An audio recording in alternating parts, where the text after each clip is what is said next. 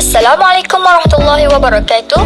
Kini kita dalam Sembang Borak Anak Muda, Iktibar COVID-19, rakyat perlu lebih perkasa, keselamatan sosial. Jadi kita ada beberapa tetamu jemputan, iaitu yang pertama Nur Fatin Alia, yang kedua Patricia, Nurin, Najiha dan Iwana. Mari kita saksikan podcast kita pada hari ini. Assalamualaikum, baik. Apa khabar? Waalaikumsalam, Fatin. Khabar baik. Tadi buka apa? Tadi buka nasi ayam. Fatin pula? Oh, saya makan nasi putih dengan ikan masak kicap dengan sayur sawi. Mak saya masak. Sama lah, mak saya masak juga. Okey, jom kita masuk ke topik kita. Jadi kebelakangan 3 tahun kebelakang kan ada kes COVID-19 yang telah melanda negara kita, dan kesannya sampai sekarang, sampailah ke tahun ni.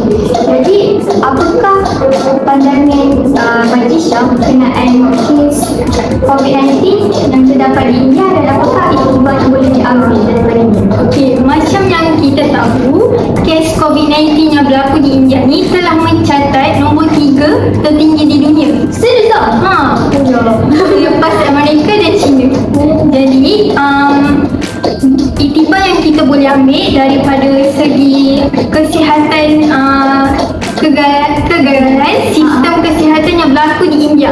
Macam contohnya, di awal pandemik, India ni mempunyai kekurangan alatan medis di sana.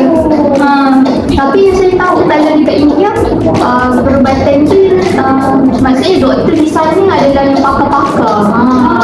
Tapi mungkin sebab rakyatnya ramai kan, Rakyatnya sangat ramai, jadi mereka kekurangan alatan medis, seperti contoh macam masker, pelitup muka tu lah, bantuan pernafasan lah. Yes, macam tu lah. Lepas tu disebabkan rakyat mereka yang terlalu ramai, jadi kapasiti untuk hospital adalah terhad. Jadi mereka tidak macam tak muat lah hospital tu, sebab terlalu ramai pesakit kat sana. Jadi ke situ kita boleh dapat ambil iktibar lah sistem kesihatan diorang, sistem kesihatan diorang lah macam kurang memberasakan, Sebab tak cukup lah untuk semua rakyat mereka. sebab rakyat mereka terlalu ramai, jadi macam barang-barang keperluan di sana sangatlah kurang mereka. Bagi kawasan pedalaman di India juga seringkali mendapat kesukaran dalam mendapatkan perkhidmatan kesihatan yang berkualiti. Macam yang kita tahu, macam kat sana kan ramai sangat penduduk dia, jadi hospital pun macam kurang sikit kat sana. Macam jadi Kalau kawasan pedalaman mereka susah nak pergi ke hospital. Jadi macam kawasan pendalaman ni mereka sakitlah dekat rumah. Oh, jadi mereka Merawat diri mereka sendiri. Lepas tu terdapat juga kritikan terhadap pengurusan krisis COVID-19 oleh pihak berkuasa India, yang dilakukan tidak mencapai standard yang diharapkan lah dalam menangani isu-isu ini. Jadi adakah kalau macam pihak berkuasa tidak dapat menangani kes COVID-19 ni, dan kesannya membawa kepada rakyat tu tidak memberi kepercayaan kepada kerajaan? Ya, macam tu lah. Jadi secara keseluruhannya kegagalan sistem kesihatan COVID-19 ni di India ni dalam menangani isu ini menunjukkan keperluan untuk melakukan reformasi menyeluruh untuk membagi kapasiti dan kegagalan sistem tersebut lah dalam menghadapi cabaran kesihatan global. Jadi apa pula pandangan Fatin tentang iktibar yang boleh kita ambil daripada kes COVID-19 yang berlaku di India ni? Okey, yang pertama tentang keselamatan sosial COVID-19 di India, terdapat beberapa iktibar yang kita boleh ambil. Yang pertama, kerjasama dan koordinasi, yang mana kerajaan India telah bekerjasama dengan pelbagai pihak termasuk kerajaan negeri, organisasi bukan kerajaan dan sektor swasta untuk melaksanakan langkah-langkah perkhidmatan sosial seperti lockdown, peningkatan kapasiti ujian dan vaksinasi serta pemindahan bantuan kewangan kepada golongan yang terdesak. Okey, jadi kat sini Malaysia boleh, sebagai rakyat Malaysia, kita boleh ambil tiba lah kalau kat negara kita ni sebagai inisiatif kerajaan telah berikan. Yang pertamanya, kalau kita perasan masa Menteri iaitu Datuk Seri Sabri Yaakob, jadi dia telah menyediakan satu, kata dalam satu kotak tu ada peralatan bantuan kesihatan. Jadi dia memberikan kepada rakyat lah. Jadi rakyat boleh mengambil langkah berjaga-jaga lah sebelum mendapat penyakit tersebut. Kemudian pihak kerajaan juga mengadakan kerjasama dengan pihak kerajaan negeri untuk mengawal pergerakan keluar masuk negeri dan negara untuk menangani mengurangkan penularan COVID-19 lah. Lepas tu yang kedua, kepentingan kesedaran awam, yang mana program kesedaran awam yang berkesan telah dimulakan untuk memastikan masyarakat mematuhi SOP kesihatan seperti penggunaan pelitup muka, menjaga jarak sosial serta mencuci tangan dengan kerap. Kesedaran ini penting dalam memutuskan rantai penularan virus. Kalau kat Malaysia, kita tahu setengah ataupun segelintir rakyat Malaysia ni ada yang orang kata anti-vaksin. Betul. Anti-vaksin. Jadi sebagai pihak kerajaan, terutamanya KKM lah, perlu ambil inisiatif dalam memberikan ilmu pengetahuan kepada mereka. Jadi kalau tak ada ilmu pengetahuan, kalau anti-vaksin ni dia akan menularkan pengetahuan yang orang kata tak benar. Jadi orang akan takut dengan vaksin. Dia kata dalam vaksin ada microchip lah yang akan ditanam dalam badan. Tapi benda tu tak betul. Betul, tak betul. Jadi perlulah ilmu pengetahuan kepada masyarakat tu lah. Yang ketiga adalah perancangan sistem kesihatan. Wabak ini telah menyurut kelemahan dalam sistem kesihatan India, termasuk kekurangan infrastruktur hospital, kekurangan tenaga kesihatan dan perluasan akses kepada rawatan kesihatan asas. Dia menggarisi bahawa keperluan untuk memperbaiki dan memperkuat sistem kesihatan secara menyeluruh. Seperti yang Mbak cakap tadi, kan rakyat India kan ramai. Jadinya hospital tak dapat menampung bantuan kesihatan kepada mereka. Seperti itu juga lah pada Malaysia. Malaysia juga masa mula-mula dapat COVID-19 memang ramai yang dijangkiti. Jadi pihak kesihatan ni dia ada, bukan hospital, dia akan membuka beberapa lagi tempat untuk mengisolasikan pesakit tersebut lah. Tidak hanya pada hospital untuk pesakit yang bernaik tu yang tahap yang paling teruk lah macam tu. Yang keempat adalah pentingnya vaksinasi. India telah menghadapi cabaran besar dalam meneruskan pengeluaran, pengedaran dan vaksinasi masa bagi menangani pandemik ini. Okey, kat Malaysia, vaksinasi Alhamdulillah setakat ni okey lah. Flu je okey kan. Macam tadi kita sekarang kita untuk berapa? Power kan kita kena berkali kan? Betul. Setakat ni tak adalah dengan menolak kan? Jadinya rakyat Malaysia ni walaupun tak ada, mungkin setengah yang kecil tu anti-vaksin, yang besar dia tak pula still kena ada ilmu pengetahuan yang perlu diterapkan pada mereka supaya mereka boleh jaga kesihatan lah, bukan saja untuk COVID-19. Kita tak tahu lagi, mungkin zaman yang akan datang atau masa yang akan datang penyakit lain pula yang datang. Okey, itu saja. Ada apa-apa tambahan? Bagi pengalaman saya, kalau mendengar tu, adalah terdapat segelintir rakan saya yang anti-vaksin. Jadi macam mereka kata macam yang Fadil beritahu tadi, mereka punya pemikiran lah sedikit tiada ilmu. Jadi macam tiba-tiba lepas beberapa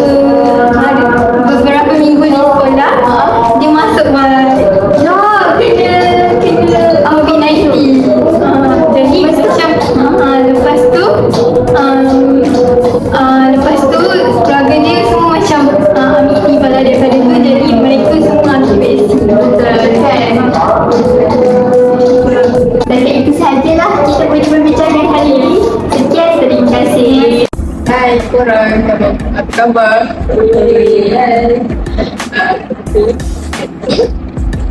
Pasal tiba COVID-19. So, ni tadi apa? Yang berkaitan tentang keselamatan sosial.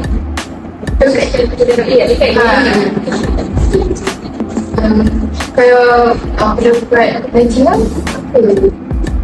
tiba COVID-19 dari keselamatan sosial. Sebenarnya sudah satu disebutkan dari kesadaran akan keselamatan ekosistem rakyat lah. Jadi kita tahu COVID-19 ni dia telah bawah garisan oleh Kementerian Kesihatan Masyarakat. Jadi dia penting lah untuk kesedaran dan kesihatan kepada rakyat, khususnya melibatkan berkaitan kesihatan. Dan sampai itu bukan sahaja individu, tapi juga kepada komuniti setempat secara menyeluruhnya lah. Sebagai contoh, kesedaran yang akan penting mengenai amalan kesihatan adalah seperti mencuci tangan, memakai pelitup muka seperti yang kita lakukan kan sepanjang tempoh PKP. Dan kita juga digalakkan untuk menjaga jarak sosial antara satu sama lain supaya elakkanlah daripada kita mendapat wabak penyakit tersebut. Yang kedua adalah berkaitan dengan perubahan dalam gaya hidup komuniti setempat. Jadi pandemik ini secara tidak langsung memaksa masyarakat untuk menguatkan diri masing-masing berkaitan dengan gaya hidup mereka. Sebab apa? Dengan tujuan untuk menjaga keselamatan mereka kan. Jadi ini termasuklah juga berkaitan dengan kerja dari rumah, iaitu work from home. Dari mana organisasi ataupun syarikat-syarikat ni dia mengamalkan amalan untuk bekerja dari rumah, dan secara tidak langsung dia akan membataskan pergerakan antara seseorang individu kepada yang lain. Dan iktibar daripada ini dia sangatlah penting kerana merupakan satu fleksibiliti dan boleh mengadaptasi kepada masyarakat untuk menghadapi cabaran terutamanya berkaitan dengan keselamatan sosial. Jadi Nuri, Iwana, apakah iktibar yang Iwana dapat berkaitan dengan COVID-19 ini khususnya kepada keselamatan sosial? Berdasarkan iktibar yang saya dapat berdasarkan media COVID-19 lah. Yang pertama, kita boleh buat menjalinkan program inkubasi dalam penting supaya serangkaian pergerakan setempat dapat dikawal. Sebagai contoh, kalau dapat lebih daripada itu, kawasan perumahan setempat ini boleh dikawal bagi masa tempoh yang individu perlu masuk dalam kalangan penduduk. Sementara kesemua mereka juga diwajibkan untuk menjalankan kuarantin penduduk selama 14 hari walaupun tidak mengalami sebarang gejala. Contohnya seperti yang tahu, India itu banyak kes kan. Jadi untuk mengawal dalam keselamatan sosial ini, penduduk setempat itu boleh mengawal keluar masuk ni itu bukan satu rumah itu. Jadi dapat mengurangkan kesimpulan kes. Ada sekali ada penjara fizikal supaya tidak sampai untuk kebanyakan waktu. Ada bagian setiap individu setidaknya memastikan mereka memakai pelitup muka dari luar. Jadi kalau tak nak jaga penjara apa, sekurang-kurangnya pakai yang pelitup muka. Ini dah banyak kita jadi apa dapat. Sepanjang COVID-19 ni saya perasan tiba yang saya dapat adalah dari segi penggunaan teknologi. Seperti COVID-19 ni kita tahu penggunaan teknologi ni sangat penting sebab kita tak boleh keluar. Penting untuk berhubunglah dengan orang tua sebab kita tak boleh keluar kan dengan PKP semua tu. Contohnya macam penggunaan aplikasi MySejahtera. Kita tahu MySejahtera ni macam untuk cek tarikh vaksin kita macam mana. Macam kalau kita nak masuk kedai, kita pastikan yang kita ni dah divaksin. So itu kegunaan MySejahtera lah.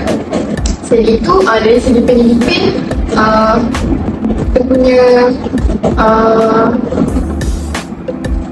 jadi secara online, belajar secara online guna aplikasi macam Google Meet, Zoom, Google Classroom semua tu. Sebab sebelum COVID-19 kita semua jarang pakai aplikasi macam tu. Tapi lepas COVID-19 semakin ada lah penggunaan aplikasi. Yes. Lepas tu iktibar lain, kita nampaklah bahawa pentingnya kesediaan dan perancangan untuk hadapi pandemik ni. Sebab COVID-19 kan berlaku secara tiba-tiba. Kita punya negara tak ada persediaan sangat untuk hadapi pandemik ni. Jadi masyarakat dan kerajaan perlulah ambil langkah proaktif untuk kurangkan risiko dan kurangkan krisis kesihatan dengan lebih berkesan pada masa hadapan. Kalau berlaku lagi COVID-19 ni, negara kita mungkin dah buat persediaan lebih awal lah, sebab kita dah pernah hadapi pandemik. Jadi saya rasa itu sahaja daripada saya. Sekian saja podcast kita pada hari ini. Borak Anak Muda, Iktibar COVID-19, rakyat perlu lebih perkasa keselamatan sosial. Jumpa lagi pada episod yang akan datang. Wabillahi taufiq wal hidayah. Wassalamualaikum warahmatullahi wabarakatuh.